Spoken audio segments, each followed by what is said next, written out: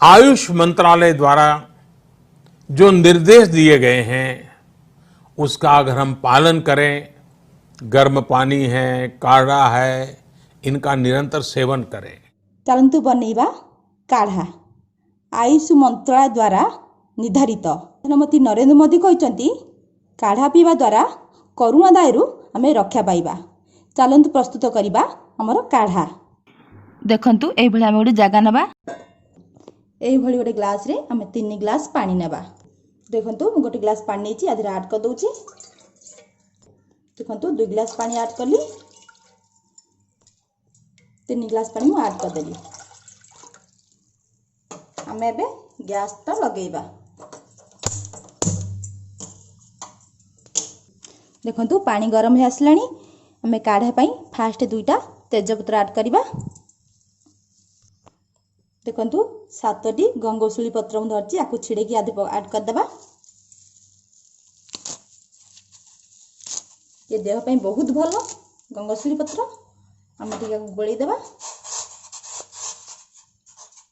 Low flame रे टिके बसेबा। आमे पत्र सब ऐड कला जहा जहा अछि ऐड कला बंद। तुलसी पत्र 7टा ऐड कर देबा। छि दालचीनी नेछि छोट छोट करी ऐड करिबा।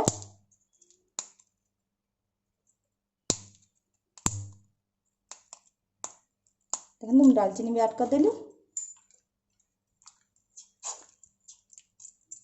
हम या धरे 7टी लवंग ऐड कर देबा। देखंतु मु 3टा अळीच नेछि। आपण भी 2टा नै पारि। हम आकु एमथि चिरिकी या धरे ऐड कर देबा 3 टांको।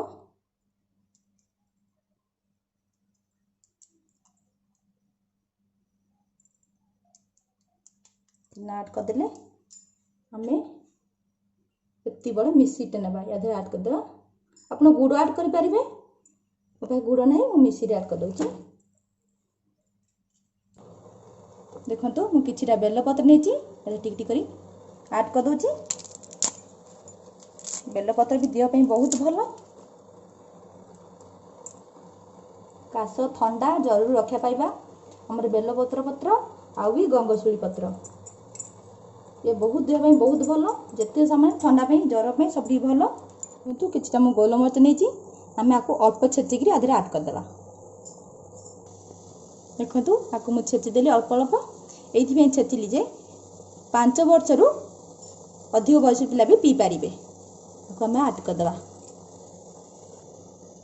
देखंतु अदा को मु छेची देछि। हमें एधरे ऐड कर देबा। राकु गोळेबा भलो भाबरे।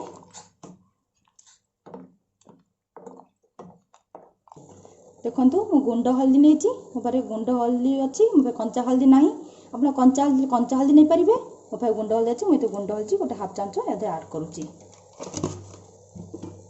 माको गोळेबा।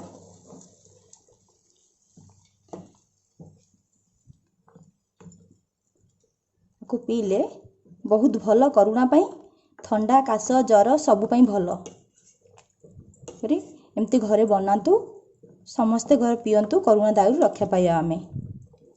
तो मु 3 ग्लास पानी नेथिली ताकू 1.5 ग्लास हला पंता मेथि फुटौथिबा। जेते फुटेबा हमर काढ़ाटा हेते भलो हबो।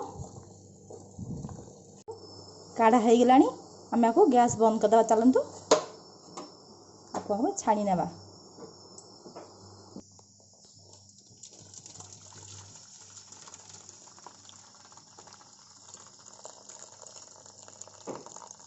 हमें गोटे ग्लास को ढाल देबा।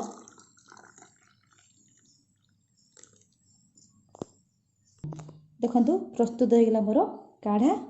आपण जेते आपण संग मानु शेयर करि परिबे।